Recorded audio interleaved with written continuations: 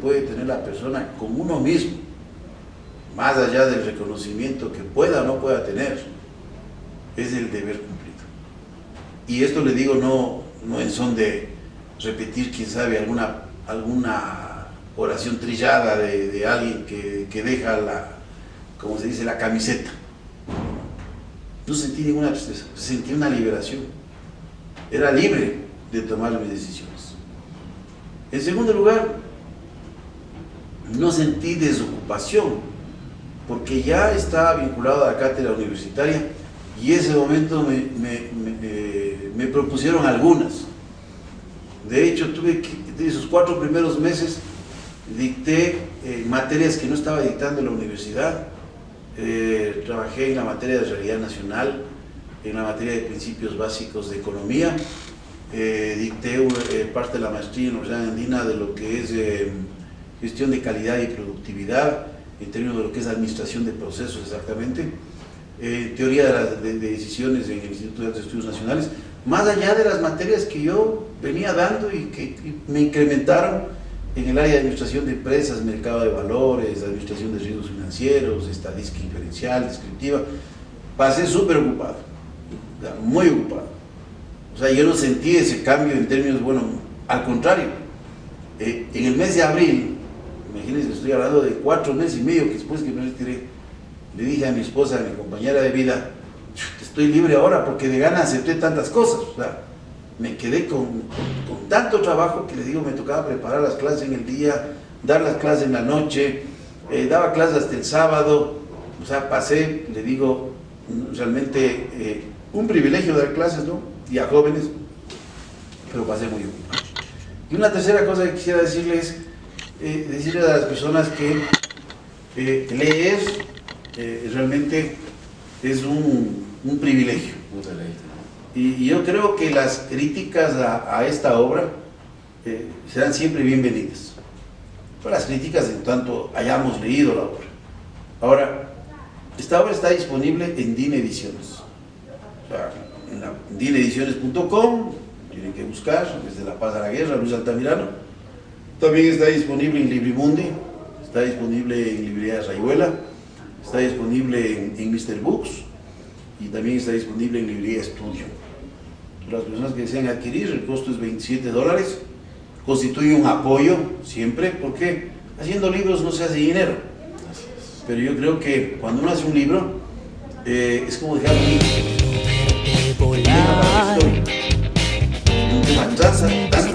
Tu cabello, puedo pasar.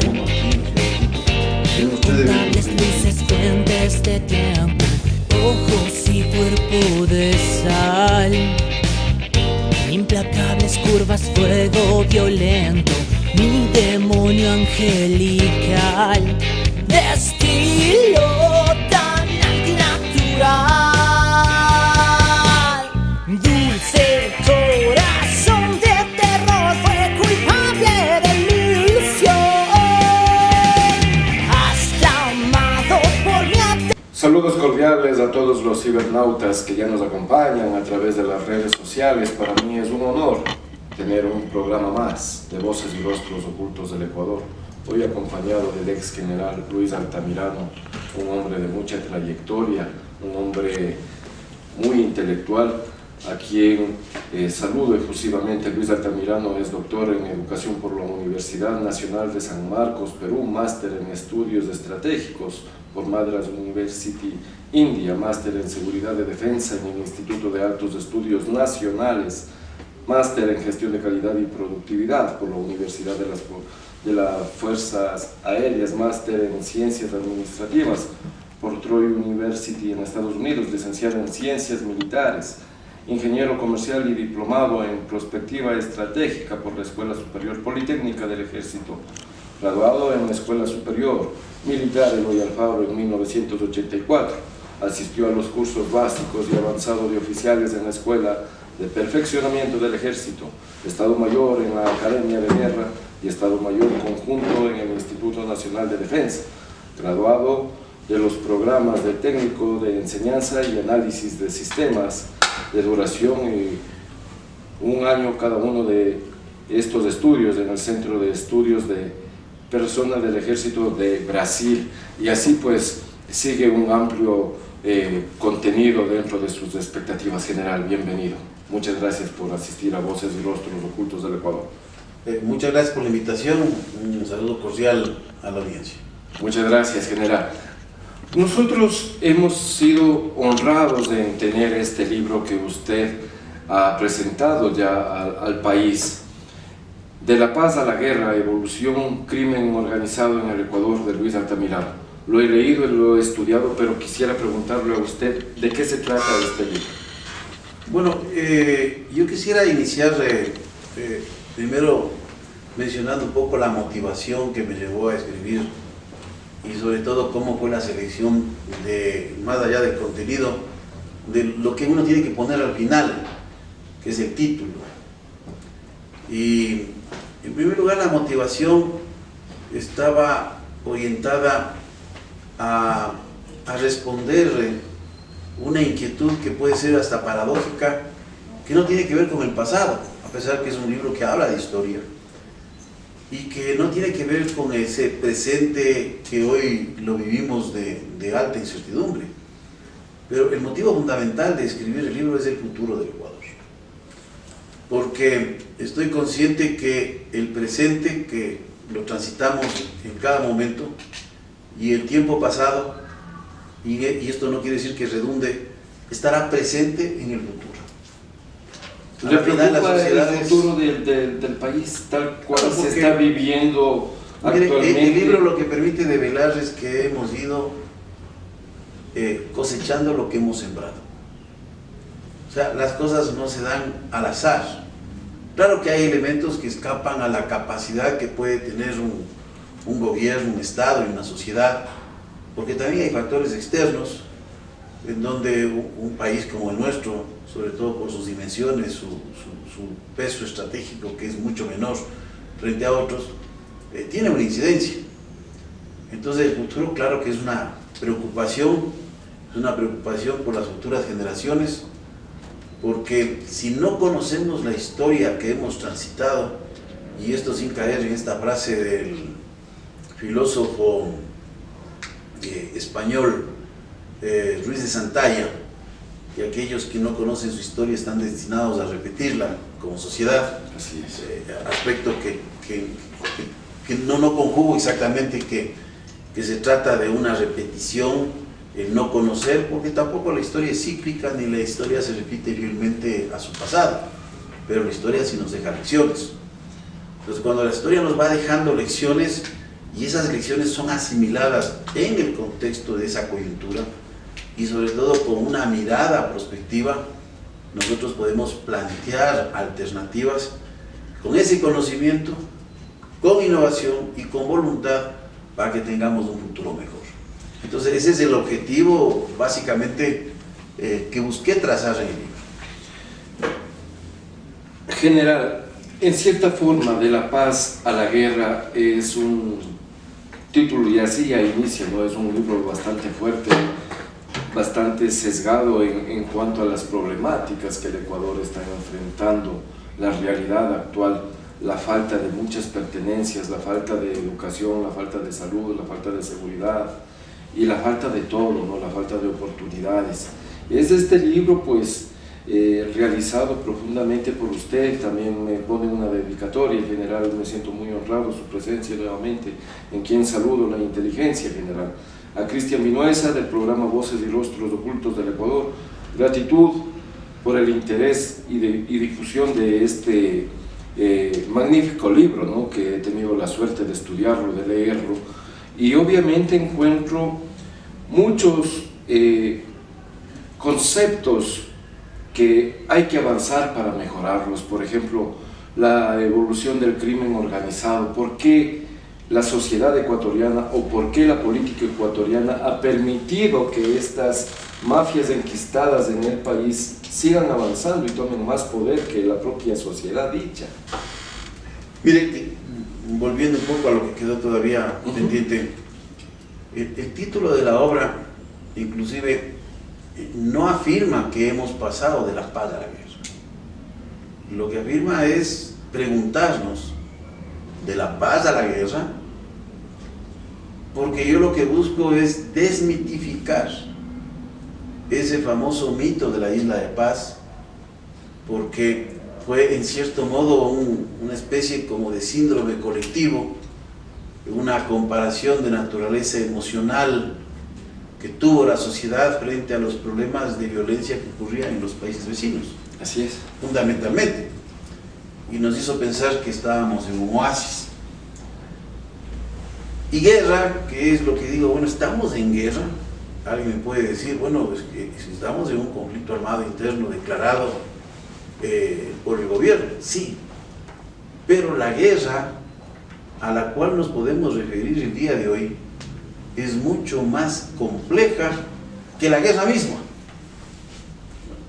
Y no es un juego de palabras, porque no estamos hablando de espacios de tiempo reducidos, no estamos hablando exclusivamente de que la confrontación aquí se basa en una estrategia de uso de violencia contra violencia. No es solo la violencia legítima del Estado contra la violencia criminal. Hay una serie de elementos estructurales que tienen que ser abordados. Mucho se ha hablado del tejido social, pero no hay que olvidarse que el crimen organizado existe cuando confluyen tres factores. Y uno de esos factores, lógicamente, es la existencia de organizaciones criminales. Pero el otro factor es el beneplácito que le da el Estado a la estructura criminal. Y el otro es la sociedad, que es permisiva o que abre las puertas a que estas estructuras también puedan enraizarse en la sociedad. Es decir, aquí hay que ver en términos de un mea culpa, que esto no es un mea culpa de un solo actor. Acá hay varios motivos históricos que podemos repasar desde aspectos de carácter geográfico, de aspectos de carácter cultural, de aspectos de política interna, de cambio del contexto internacional, de evolución de los mercados que tienen que ver, por ejemplo, con estupefacientes, del flujo de armas, de los intereses que existen de muchos actores en el plano nacional e internacional.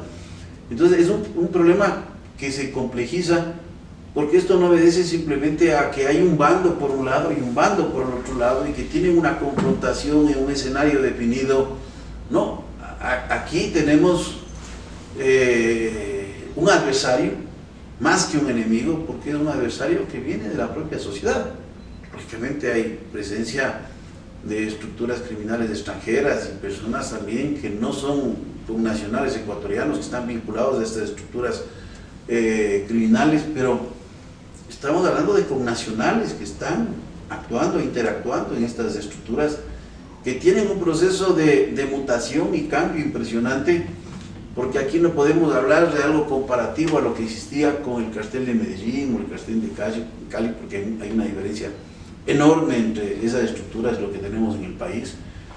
Hoy tenemos una suerte de una serie de organizaciones que mutan, que establecen alianzas, que se fraccionan, que trabajan en adhesiones, que trabajan en una cadena de valor compartimentada a través de estructuras de red, con varios actores, con varios articuladores, con penetración muy fuerte en el nivel del Ejecutivo, en el nivel de Legislativo o Asamblea Nacional, en el nivel de lo que es el Poder Judicial. Entonces, es que el crimen organizado no puede desarrollarse a la magnitud que se encuentra si es que esto no se dio con la complicidad del propio Estado. Y podemos decir que persiste. Persiste porque cuando vemos los niveles de impunidad es porque tenemos jueces y fiscales que están involucrados, porque muchos de los que entraron, más allá de todos estos casos judiciales y el temor que les debe dar el seguir participando, aquí hay una máxima del crimen organizado: solo se sale muerto. Entonces hay gente que por mecanismos de corrupción o mecanismos de intimidación siguen siendo obligados a trabajar al servicio de estas estructuras. No solo funcionarios del sistema judicial, también funcionarios del Ejecutivo, inclusive de los órganos de seguridad, porque nosotros encontramos casos que son lamentables de una institución tan importante como la Policía Nacional, porque cuando usted revisa todos los casos, Metástasis, Purga, Plaga, el caso Poder Judicial, el caso Jaguar, todos tienen policías de diferente graduación. También ha tenido involucramiento de militares. Entonces hay que tomar medidas. A eso iba. Pero ahí estamos viendo de que no es que el crimen organizado está por un lado y los actores, el Estado y la sociedad están inmunes. La empresa privada también está inmiscuida. ¿Cuál? No estoy diciendo que son todos, claro, porque solo imaginémonos lo siguiente. ¿Dónde se contaminan los contenedores? No se contamina en alta mar. Usted, para contaminar un contenedor lo hace de forma selectiva, y como nosotros somos un país que, para la suerte de estas personas que trafican, exportamos muchos productos con un valor agregado bajo, que no deja de ser importante, por ejemplo en el camarón, en el banano, por los procesos tecnológicos que existen por detrás de mucho de esto, en legumbres o no tradicionales. Pero esos productos pasan muy poco tiempo en las aduanas de los países de destino, en los puertos de destino, porque son productos perecibles. Y esto hace que los controles sean mucho más difíciles de realizar. Entonces hay una articulación fuerte a través de algunas empresas y algunos distribuidores que están articulados en estos nodos de red, que saben qué containers tiene que ser cargado estos elementos. Y el otro a través del mar, ¿no? Las lanchas rápidas, o en algunos casos el uso de avionetas. Entonces hay una serie de mecanismos que se vienen utilizando en el país, que han ido cambiando, que se van modificando, pero al final hay una complicidad de alguien de la sociedad, hay una complicidad de sistemas estatales de control y lógicamente la presencia de la estructura criminal. Al existir justamente el crimen organizado en el país, ¿cómo desestructurar aquello? ¿Dónde estarían las bases para compensar o, mejor aún, mejorar esta realidad? Mire, hay que atacar nudos críticos. Si pensamos que esto se trata exclusivamente de voluntad, no se va a alcanzar. Porque claro, puede venir un gobierno y decir tengo toda la voluntad, pero en primer lugar se trata de conocimiento. Y alguien puede decir, bueno, es que sí hay conocimiento, sí, pero hay que tener mucho cuidado con el paradigma del conocimiento, porque el conocimiento le puede llevar a uno a tomar decisiones de manual, decisiones preconcebidas, que no funcionan en una situación determinada. Personas que están aferradas a determinados paradigmas, y muchos de esos paradigmas aferrados también a un pensamiento institucional, de defensa de las instituciones. Entonces, cuando uno, por ejemplo, propone en un nudo crítico que es atacar problemas serios de la Policía Nacional, la necesidad de crear una policía de investigaciones en el país, independiente de la policía judicial, enseguida puede saltar a alguien y decir, bueno, usted está yéndose contra la policía, ¿no? Es lo que hizo Colombia en el 91, cuando tomó una decisión de crear el Cuerpo Técnico de Investigación y tener dos policías paralelas para el servicio de investigación. Pero cuando hay un pensamiento de Estado en largo plazo, se puede transitar a modelos más sólidos, como el sistema chileno. En Chile, la Policía Nacional de Chile, que es Carabineros, no investiga. El eje de investigación está en la Policía de Investigaciones, que es un cuerpo totalmente diferente de la policía. Entonces, ¿esto qué genera? Contrapesos. Y genera una respuesta a esta gran pregunta que se hace uno en democracia: ¿quién controla a los controladores? Entonces, cuando yo tengo instituciones que se pueden controlar, donde yo no recargo una cantidad de actividades en una sola institución, lo que se llama técnicamente compartimentar, o sea, dividir, que es una de las cosas fundamentales frente al crimen organizado.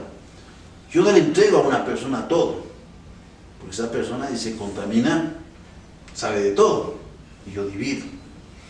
Otro principio que tiene que tomarse en cuenta es el que se sobrepongan funciones, que no significa duplicar tareas, pero crear una agencia de medidas de confianza a nivel nacional que puede ser dependiente del Centro de Inteligencia Estratégico va a ser un elemento disuasivo a los asuntos internos de la Policía Nacional y a las inspectorías de fuerza en Fuerzas Armadas, porque es un elemento que le va a decir, mira, yo te descubrí, uno, en tu institución que está vinculado con crimen organizado, ¿y por qué no descubriste? Se constituye un elemento disuasivo para quienes tienen que descubrir, es un elemento inclusive de una cierta duplicidad o paralelismo cuando hay indicios y se tiene que hacer investigación, especialmente en instituciones militarizadas, porque la institución militarizada a veces la jerarquía puede producir distorsiones en las disposiciones para encubrir un proceso de investigación, como ya sucedió en el caso León de Troya, que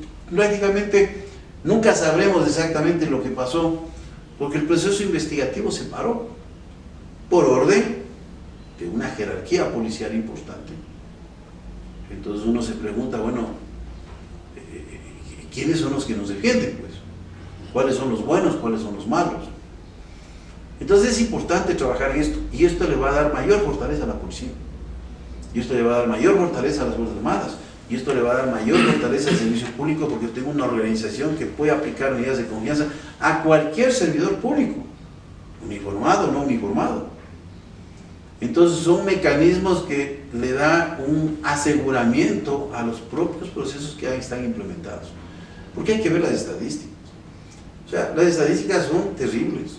O sea, nosotros tenemos casi un policía al día vinculado en actividades de crimen organizado, de delincuencia común o reñidas a la profesión policial. Entonces es gravísimo. Así es, concuerdo totalmente con usted.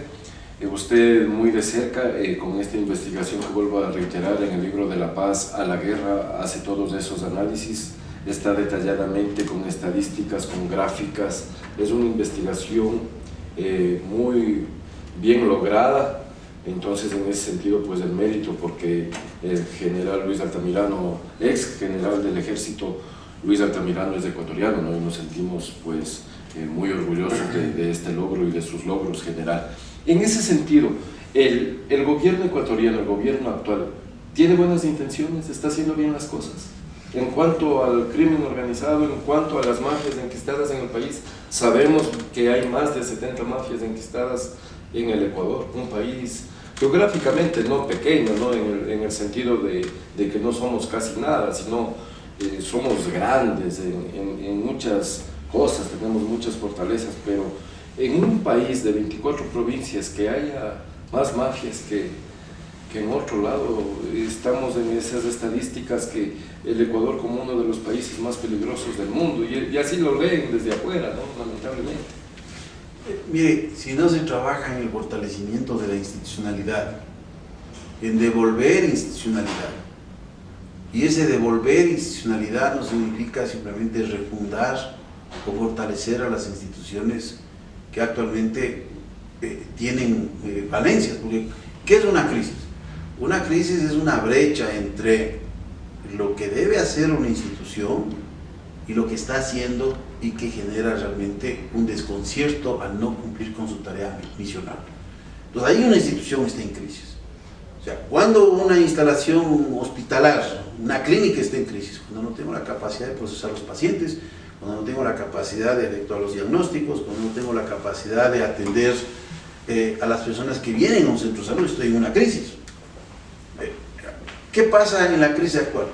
Tenemos instituciones que ya están vulneradas, como una Policía Nacional, he mencionado, instituciones como el sistema de justicia, en términos de la propia Corte Nacional de Justicia, las cortes provinciales y los tribunales, y la Fiscalía, están envueltos en una serie de problemas. Así es. Y vamos a ver cuál es el resultado de los procesos de investigación. Mire, no, se van a caer para atrás, pero les voy a dar un dato. Los delitos en el Ecuador contra la vida, menos del 9% tienen determinación de responsabilidad. ¿Qué significa? Que en este país es más fácil matar, porque 9 de cada 10 significa de que 91 personas matan y no les pasa nada. Así es. Entonces ahí está una institución en crisis. Otra institución en crisis es el Sistema Nacional de Atención Integral a las Personas Privadas de la Libertad. O sea, ¿por qué están las Fuerzas Armadas ahí? porque el SNAI no tiene capacidad de controlar el sistema carcelario. Y controlar las cárceles, que es lo que no estamos entendiendo, no solo es control y custodia.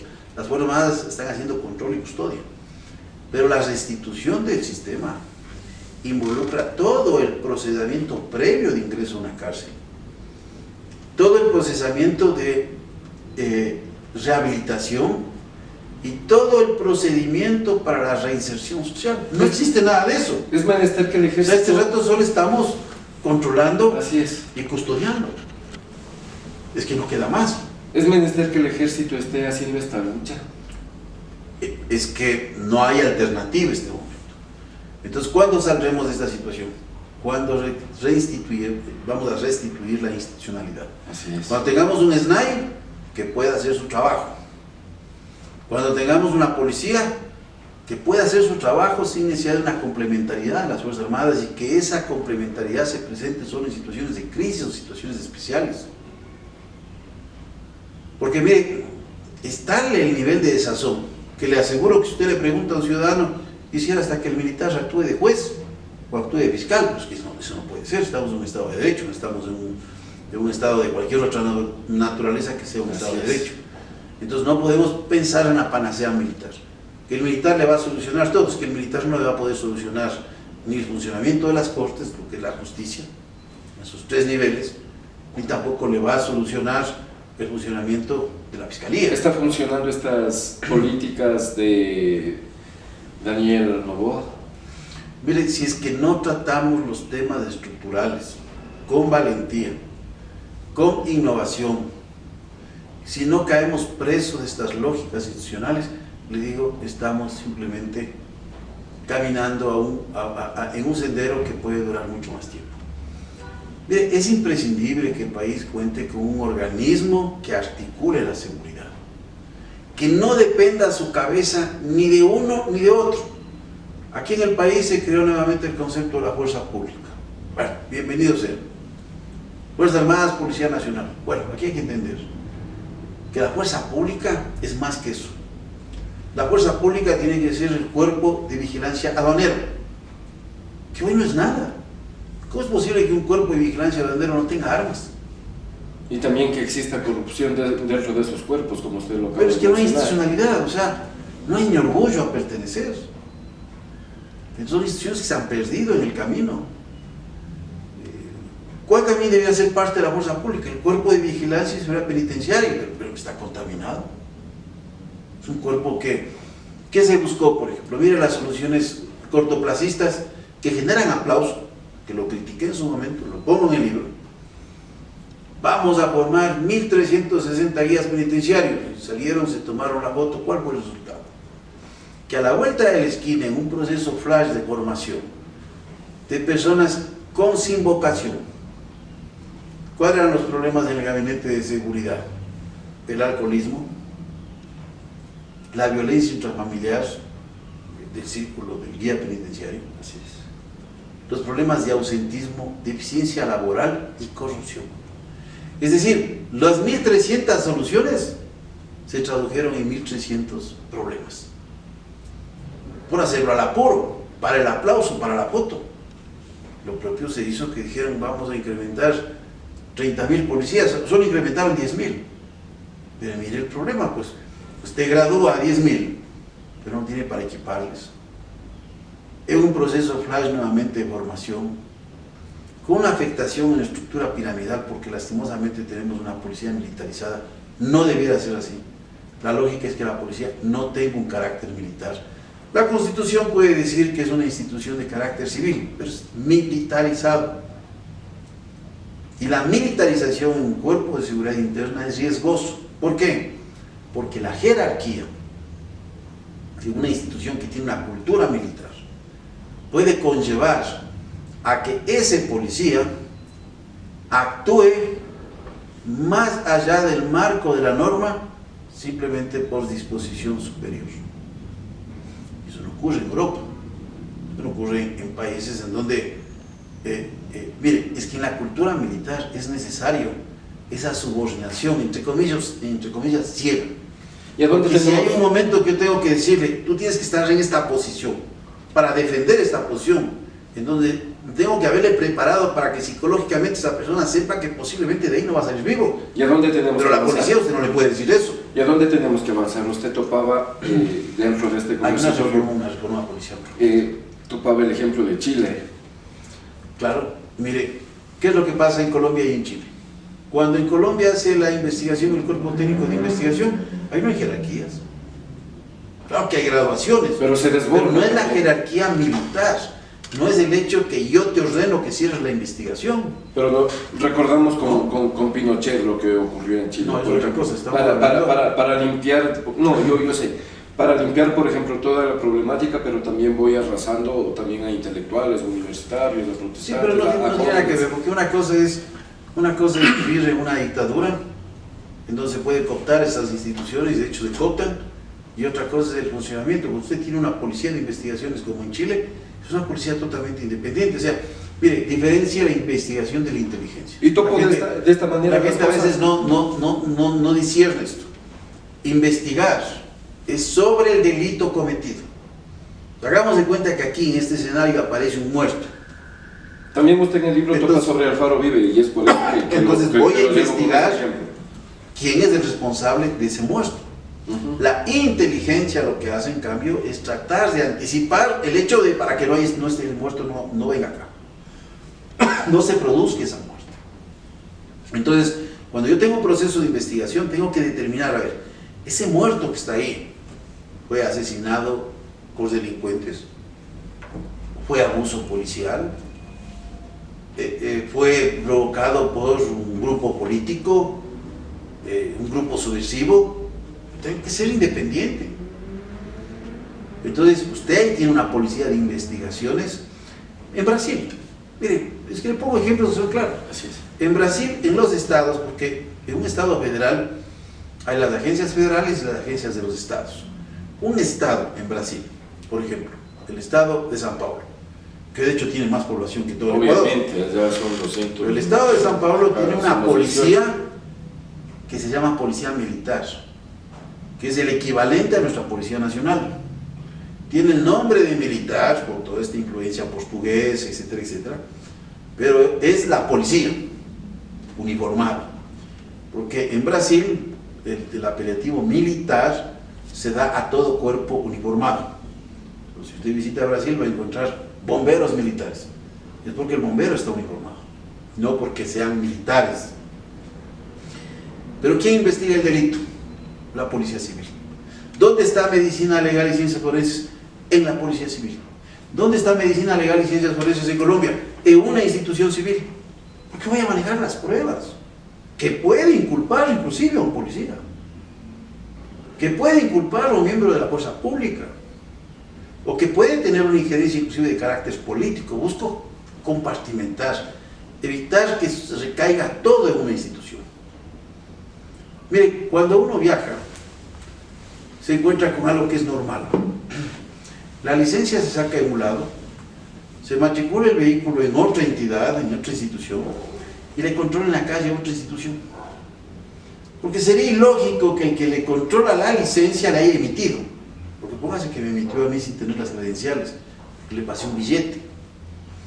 Me controla mi matrícula del vehículo, no el que me emitió, sino puede ser que emitió, el que emitió irregularmente. Y puede investigar eso. Es difícil. Eso es lo normal. Es difícil. Pero recuerda que en el país teníamos la concentración de estas funciones en la misma institución. Así O es. ya nos hemos olvidado cuáles eran los problemas para sacar una matrícula, para sacar una Es difícil licencia. controlar la corrupción general. Es difícil, sólidas. O sea, lo que se conoce para los americanos, ¿Y cómo controlar? el law enforcement, la capacidad de imposición de la ley, es consolidando instituciones. Y una forma de consolidar instituciones es dividir responsabilidades, es buscar, por ejemplo, el trabajo interagencial. Aquí, yo digo, en el país es muy difícil el trabajo interagencial porque hay celos entre las agencias. Y eso hay que cambiar, pero eso se necesita un liderazgo claro. Por eso, como usted me dice, ¿estamos bien? Le digo, bueno, no estamos mal, ¿no? Estamos avanzando. Pero como también menciona en el libro, tengamos mucho cuidado en caer en esto que es de un libro que lo menciona en el epílogo sobre el cambio. O sea, a veces caminamos y ¿a dónde estamos yendo? Estamos yendo al horizonte. Bueno, el problema es que ir al horizonte, cada paso que damos del horizonte también está un paso a la misma distancia. Así es. O sea, nunca se llega al horizonte. Entonces hay que tener mucho cuidado con esto de caminar al horizonte, o estas soluciones que le digo que pasan en la vida real, de lo que se llama el más de lo mismo, porque el más de lo mismo le puede dar a usted buenos resultados. Yo tengo frío, me pongo más abrigo. Tengo más frío, más abrigo. Me pongo bufanda, me pongo más abrigo. Pero hay un momento que si me sigo poniendo abrigo, voy a perder movilidad, voy a tener otros problemas. Entonces ya tengo que cambiar el paradigma. Entonces lo que pasa en el país es que hay que cambiar paradigmas. Como usted me dice, ¿estamos bien? Bueno, es valiente la decisión que se ha tomado de la declaratoria de conflicto armado interno. Nadie puede negar eso. Pero no podemos quedarnos en eso. Porque en caso contrario lo que estamos es cortando la cinta de un proceso que puede durar 20 años. Recuerde que pasó el presidente, buen nombre, de México en el 2006 en este sector de Tamaulipas, dijo, no, es que vamos a mandar 7.000 soldados del ejército. Y esto es cuestión de 90 días. Bueno, los 7.000 soldados siguen ahí 20 años. Estoy hablando del 2006 aproximadamente. Seguimos en una guerra prolongada, en una guerra de desgaste. Le digo, entonces, ¿cuál es la solución? Pues el Ecuador tiene que atacar de varios frentes este problema, que no es un problema que lo va a resolver tampoco el Ecuador individualmente, pero tampoco esperemos que nos vengan a resolver los problemas de afuera. El país tiene que ver en la medida de lo que tiene cómo enfrentar un problema tan grave como el que estamos viviendo. Yo digo, el desgaste, por ejemplo, de nuestros militares al estar en las fronteras, cubriendo un error que no es nuestro y trabajando permanentemente, así lo hacía en el gobierno del economista Rafael Correa Delgado, que nadie ve, ¿no?, el trabajo de adentro, casa adentro de los militares, y la gran mayoría dice el que juega fútbol, el que juega vóley, y no hacen nada, pero no es así, ¿no? Hay militares muertos en las fronteras por estar en una guerra que no es nuestra. General, con ese criterio y para topar otro punto de las preguntas que yo le tengo formulada de su libro, sobre los cultivos de coca en Ecuador, que es otro problema, y se acerca a la pregunta que le hice sobre la frontera y sobre ese tema. Mire, mencionarle algo son otras guerras, ¿no? A veces hay un desconocimiento de la ciudadanía de la naturaleza del trabajo militar. Así es, a eso quiero decir. Pero ese desconocimiento, que se llama ignorancia, así es, tiene que buscarse llenar justamente con la información. Lastimosamente, el país atravesó un gobierno que no entendió la naturaleza del trabajo militar y sobre todo en un trabajo que necesitaba cambios, pero que no comprendió que el bien más preciado que tiene una institución militar de cualquier país del mundo es la disciplina. Y esa disciplina que se rompe en el gobierno de la persona que usted mencionó, así es, pasa factura hasta el día de hoy. Porque usted no puede entrar con un discurso de lucha de clases irresponsable, de oficiales jóvenes versus oficiales de mayor edad, de tropa a oficiales, una confrontación absurda, que le digo hasta el día de hoy tiene sus repercusiones negativas en el trabajo que hace la institución. Pero ya son varios años, ¿cómo recomponer aquello? Ya son varios años que no es fácil. Mire, hay una cosa que todos sabemos en la vida particular: la amistad es como un cristal, se dice, ¿no? Y cuando esta se rompe, dicen que ni la agujita la cura. Pues esto no se arregla con pega. O sea, cuando usted tiene un amigo de confianza y ese amigo le falla, volver a confiar es algo que se reconstruye, pero en mucho tiempo. O sea, no es una cuestión fácil, le digo, que lastimosamente se manejó de forma muy irresponsable. Ahora, el Ecuador ha sido caracterizado por no tener cultivos ilícitos en gran cantidad. Y aquí hay varias razones que justamente expongo en el primer capítulo del libro. Y sin quitar la alternativa que la gente compre, porque lo importante es que la gente pueda leer, ver datos, detalles que son importantes. ¿Por qué no había cultivos ilícitos en el Ecuador? En primer lugar, la influencia cultural de los cultivos de coca en el país o en el territorio ecuatoriano fue mínima, porque la expansión incaica en los territorios de lo que hoy es el Ecuador y parte del sur de Colombia fue muy limitada, entre 20 y 60 años de presencia. O sea, no hay un proceso de aculturización muy fuerte del consumo de la hoja de coca que normalmente se utilizaba para el desarrollo del trabajo. Yo recojo inclusive parte de un libro que es muy interesante de Bernabé Cobo, que habla sobre esas pelotillas de coca, de coca que masticaba el indígena, y que le dice le produce esfuerzo, es decir, le da fuerza para enfrentar el trabajo.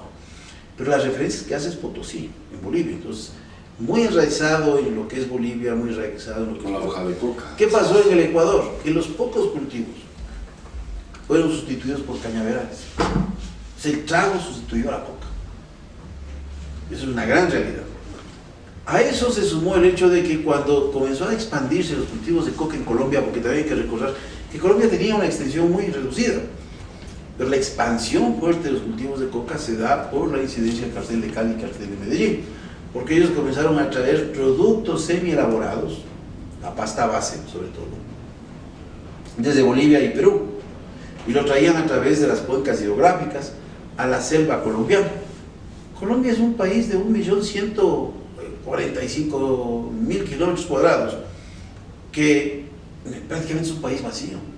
La 20ª ciudad de Colombia en términos demográficos es equivalente a la 3ª ciudad del Ecuador. Es un país de una tasa de urbanismo muy alta, igual que el país, porque hay una diferencia.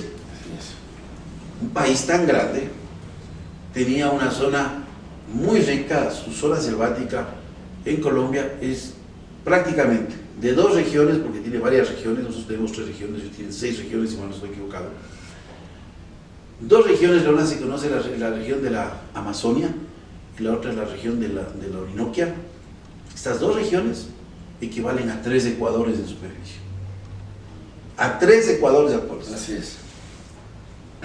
Lugares prácticamente en ausencia de Estado. Ahí se comienzan a desarrollar los primeros cultivos de coca y se expanden. Y es recién en el 97 cuando Perú ya es sobrepasado por Colombia. La Colombia sobrepasa a Perú. Y el Ecuador tiene apenas 116.000 kilómetros de Amazonía. Y a eso sumen el hecho de que el Ecuador, las cuencas hidrográficas navegables son muy limitadas. Todo lo que es del sur-oriente es extrema limitación, o sea, pensar que el Zamora, pensar que el río Guanaquiza, pensar que el Santiago con el Upano, pensar más arriba el Curaray, porque conozco todos los sectores, es el Cuyabeno, no, es el Napo, es un río navegable, pero con el problema limítrofe que existía, la gran cantidad de controles militares, la incidencia muy negativa que se tuvo en el comercio. Nosotros teníamos un comercio, a diferencia del único río que es el Putumayo, que es un río Colombia, Perú, y en una parte que colindamos que se llama Tres Fronteras con Perú, Colombia. Esa ruta, porque yo tuve la oportunidad de servir en Puerto Rodríguez, a orillas del Putumayo, en el año de 1986 estuve en destacamento. Es un río de un gran tránsito, porque hay comercio, pero en nuestros ríos no había comercio. Entonces todo esto incidió a que el negocio de la coca no se desarrolle en el país. Estas limitaciones hidrográficas, estas limitaciones de extensión territorial, estas limitaciones de conectividad comerciales que existían con el país. General, en honor al tiempo, para hacerle más preguntas, por favor, para que usted nos detalle con sus conocimientos, por favor, sobre la tasa de homicidios y las primeras estructuras criminales que se generan en el país.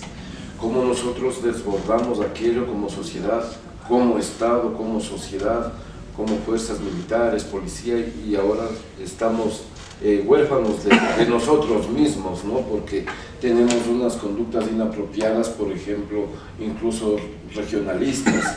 Yo pienso que todo va enmarcándose dentro de estas problemáticas actuales que estamos viviendo, general. La tasa de homicidios es un indicador por excelencia del nivel de violencia, pero no es el único indicador que se debe tomar en consideración. Pero la tasa de homicidios, que es un indicador de carácter mundial, especialmente comparativo, hay que tomar en cuenta que el Ecuador tuvo un crecimiento muy fuerte de su tasa de homicidios en la primera década del presente siglo. Tuvimos un crecimiento que se detuvo prácticamente entre el 2013 y 2014, en donde llegamos a tener ya a finales de ese periodo una tasa de homicidio de 5.6. Pero hay varios factores que explican este descenso. Hubo una mayor presencia del Estado, o sea, nadie puede desconocer el trabajo que se hizo con las UPCs de nivel de inversión que se dio el sistema ECO 911. Fueron sistemas importantes. Pero la contrapartida, ¿cuál fue? La contrapartida eran los vínculos políticos que se iban dando, especialmente con quienes iban engrosando las estructuras criminales, que eran las pandillas. Porque la pandilla en el Ecuador se forma a partir de los años 80, cuando retornan los ecuatorianos que fueron parte de la primera ola migratoria de ecuatorianos, como elementos de referencia a la exclusión social que tuvieron especialmente en Chicago. Entonces la gente en esta exclusión social por lenguaje, idioma, color de piel, eran excluidos de la sociedad y se juntaron. Y la pandilla por esencia es violenta como mecanismo de defensa. Entonces en el Ecuador se forman en los 80, pero el grave problema que se ve en el Ecuador es que a partir del 98, que inicia la tercera ola migratoria, que es la ola migratoria más fuerte del país, usted tiene 1 millón de ecuatorianos que no retornan prácticamente entre 1998 y 2007-2008, formándose hogares monoparentales con hijos criados por tíos, por abuelos. Y con esto no estoy diciendo que todos los que fueron criados en ese sentido son unos delincuentes, pero muchas de esas personas buscaron sus vacíos afectivos en la calle, en el grupo de barrio, que se liga con facilidad a la pandilla, pandilla que genera rituales de iniciación violentos, pandilla que se vincula fácilmente a lo que se conoce como el delito predatorio. El delito predatorio es robarle a una persona en la vía pública, es robarle un almacén, entrar 3, 4, distraer al dueño, robar, salir corriendo, es decir, como inclusive parte de estas actividades se realizan como ritos de iniciación. Le dice, bueno, ¿quieres pertenecer a uno de nosotros? Tienes que entrar a esa tienda y tienes que robarte un reloj. Entonces, y estas estructuras tienen una tergiversación de valores sociales, que al final, ¿qué es lo que terminan? Muchos de ellos vinculándose a las relaciones criminales. El problema es que en el gobierno de la denominada Revolución Ciudadana, se buscó un proceso de inclusión de las pandillas, que no es malo, porque yo menciono en el libro, hay procesos en España que se han dado, hay procesos en Italia, por ejemplo, procesos en Génova. ¿Cuál fue lo malo? Que se buscó una politización del proceso, buscando generar adhesión y lealtad. Y esa adhesión y lealtad, ¿qué es lo que generó? Permisividades y mayores vínculos de estructuras criminales con el sector político. O sea, ahí tenemos debilidad, o sea, por eso digo, el Ecuador tiene que aprender, lea su historia, porque no es que es malo iniciar un proceso con pandillas, pero hay que poner límites. No es malo el conversar, le digo, porque eso nos ha demostrado en la historia del mundo, conversar con una organización, por ejemplo, insurgente, como ha pasado en Colombia, no es malo. Es un espejo en el cual, tener un proceso de reinserción. Colombia es un espejo en el cual nos reflejamos, pero aprender de lo bueno, porque Colombia está superando en cierta forma, pero nosotros recién estamos iniciando esas problemáticas. Ahora bien, usted también en el libro topa el tema que sí se dio, ¿no? Alfaro Uribe Carajo, que en el gobierno del ingeniero León Febres Cordero no permitió que se siga avanzando con esas fortalezas ideológicas, que de pronto el Ecuador estaría mejor, o no sé cuál es su criterio. O sea, mire, o peor. El proceso de guerrillero en el Ecuador tiene connotaciones distintas a lo que fue el proceso en Colombia y en Perú. De hecho, la idea de la isla de paz era esa comparación emotiva que se dio en términos de la violencia política. Recuerde usted que en Colombia hubieron hechos que conmocionaron a la opinión pública nacional de ese país y mundial, que estaban vinculados como organizaciones guerrilleras y vinculados con los grandes carteles. Es un país de una violencia terrible. Recuerde usted la toma del Palacio de Justicia por parte de la 19. Recuerde usted, por ejemplo, la colocación de una bomba en el avión de Avianca por parte de Pablo Escobar. ¿cierto? Entonces recordemos estos hechos que lógicamente son Nadie hechos de está- gran impacto, nadie que el está- Ecuador no tuvo. Exacto. No tuvo y no ha tenido. Ventajosamente. Y en Perú, recordemos... Pero que está empezando a tener el crimen de... Sí, pero recordemos el Localidad hecho de la presidencial. Sí, pero estamos hablando de una violencia política que no proviene de un ala criminal. Así es. Pero recordemos en Perú, de una ala criminal como organización delictiva. En Perú, Sendero Luminoso, las masacres que perpetró, se dicen que perpetró más de 30.000 muertes en la guerra interna en Perú. Pero recordemos, por ejemplo, el movimiento revolucionario Tupac Amaru, el RMTA, con la toma de la embajada de Japón de más de 400, o sea, impresionante, pues eso conmocionó al mundo porque había embajadores adentro, la propia sede de la embajada de Japón y todo lo demás. Entonces, claro, nosotros veíamos como una paz, vivimos en paz, sin embargo la tasa de homicidios del Ecuador era superior a la de Perú. Vivimos en paz porque eso está pasando en los vecinos, pero éramos los proveedores de precursores químicos a Colombia. De hecho, en el 86, yo mismo tuve la oportunidad de capturar un camión con acetona en Tipichca, en el río San Miguel, próximo al río Putumayo, desemboca en Putumayo. No sabíamos qué era y entregamos a las autoridades. Estábamos involucrados directamente en la producción. Éramos la retaguardia estratégica de las FARC. Por eso es que los ataques que se dieron al territorio ecuatoriano en términos de instalaciones militares fueron errores estratégicos que cometió las FARC y el ELN, y por eso dijeron, no, pues ¿para qué les voy a alertar? Porque la frontera colombo-ecuatoriana es una frontera muy desprotegida históricamente. De hecho, el Ecuador tiene el batallón Putumayo, pero cuya misión estaba con Perú, al frente de Colombia, pero la misión era Perú, hacia el río Huepí, hacia Nuevo Panupali, sus sectores del nororiente. Y el otro batallón que teníamos era el batallón en el Carchi, el batallón Mayor Molina. Y el otro batallón que existía, y antes de eso había una unidad de fuerzas especiales, un escuadrón, era un batallón de ingenieros, el Montúfar, que era un batallón de ingenieros de combate, Esmeraldas. La frontera era abandonada. No había una presencia militar como la que existía con el Perú. De hecho, y esto le digo hasta en el libro, pongo como dato curioso, porque la gente puede pensar, bueno, ¿y por qué se les ocurrió a los ecuatorianos hacer una refinería en Esmeraldas? La refinería de Esmeraldas se construye en Esmeraldas, porque era el punto más alejado que se podía colocar una instalación estratégica de tal importancia frente a la posibilidad de un daño en un conflicto limítrofe Ecuador-Perú. Así es. Esa es otra de las debilidades que tiene el país, porque la historia de Esmeraldas es una historia de exclusión. La exclusión de Esmeraldas no solo se da porque es una provincia periférica, donde hay más pobreza, sino porque la revolución del coronel Carlos Concha conllevó a un revanchismo desde la centralidad del Estado, a colocar autoridades que no provenían de la provincia, y fue una provincia castigada por años. Entonces yo digo esto con mucha pena: Esmeraldas entra en el mapa del Ecuador cuando llega la junta militar y dice, hagamos la refinería, pero hay que hacerlo lo más lejos posible de un ataque peruano. Porque ese era el problema del país. El Ecuador no veía el problema con el microtráfico, digamos, con el crimen organizado. De hecho, ni la Ley de Seguridad Nacional del 79, ni las reformas posteriores colocó la palabra crimen organizado. El Consejo Nacional de Estupefacientes se crea en el Ecuador 20 años después de lo que se creó su par en Colombia.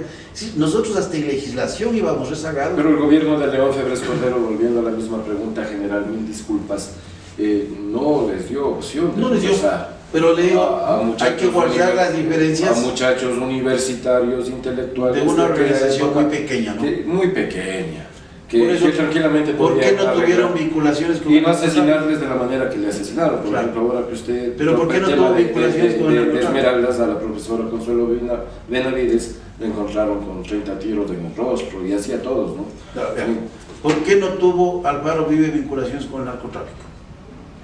Porque era una guerrilla urbana, era un grupo insurgente urbano. Por eso las vinculaciones de grupos colombianos con el narcotráfico principalmente se dieron de las FARC y el ELN, no el M-19, porque el M-19, de hecho, el famoso Batallón Bolívar se forma con la finalidad de pasar conocimientos del trabajo guerrillero de lo rural a grupos que eran de carácter. Ahora yo, por ejemplo, hago una pregunta y un análisis, ¿no? Claro que no estoy con el gobierno de Leo Fernández Cordero, que me hubiese gustado. No, o sea, fue la decisión. Me hubiese gustado fue una decisión decirle importante. mismo esta pregunta, ¿no? ¿Por qué no a los choneros enfrentar como enfrentaron a jóvenes universitarios de Alfaro Vive Carajo? Es que es diferente, mire, o sea, no estamos hablando del mismo fenómeno. O sea, no es el mismo fenómeno que estamos hablando, o sea, hay que diferenciar una cosa del No, pero le político. aseguro, general, que si por ejemplo hoy nace en el Ecuador, por ejemplo, otro movimiento, con las mismas estructuras sociales y con los mismos intelectos, qué sé yo, de pronto les enfrentarían, así como han enfrentado al pueblo en los paros, pero cuando se trata de mitigar lo que se está viviendo actualmente con la corrupción, con las mafias enquistadas, el tema de desapariciones, por ejemplo, Claro. 77% porcentajes más, porcentajes menos, 67%, perdón, 67% víctimas mujeres de desaparición, muertes violentas. En el ejército, en la policía ha habido fenómenos de esta naturaleza que